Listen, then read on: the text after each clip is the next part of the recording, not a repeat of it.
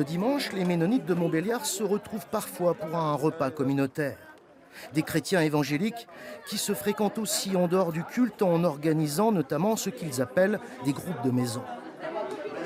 Il y a du riz ou des pâtes. Autour des tables, beaucoup de jeunes qui souhaitent mieux faire connaître leur histoire. Quand on dit ménonite, souvent les gens ne comprennent pas forcément, ils ont même presque souvent peur de ce mot, ça fait un petit peu... les gens ne comprennent pas forcément, ils pensent que c'est partie d'une secte ou un truc un petit peu bizarre.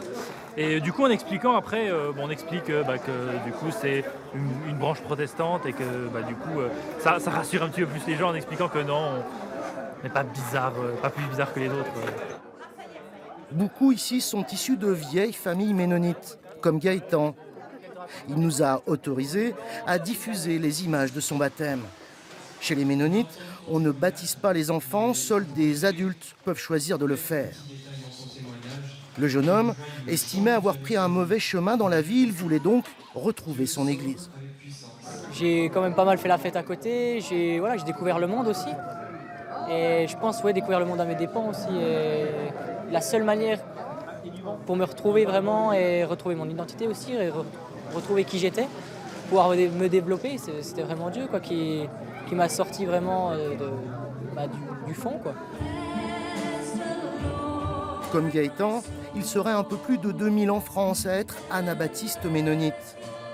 Au milieu du XXe siècle, la plupart d'entre eux étaient des agriculteurs. C'est en vivant dans des endroits isolés que ces protestants pacifistes qui ont fui les persécutions ont pu continuer à exercer leur culte. Mais comment voient-ils leur avenir dans une France urbanisée et où les paysans se font rares ? Aujourd'hui, par exemple dans mon église, je crois que je suis le seul agriculteur sur 100 membres. Ça évidemment, ça change la donne. Il existe aujourd'hui une trentaine de communautés ménonites dans notre pays.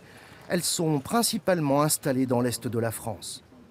On garde notre autonomie tout en étant ouvert, ce qui, à mon sens, est relativement nouveau dans notre champ chrétien des Ménonites, où on était plutôt fermé sur soi-même jusque dans les années 1950-60 du siècle dernier.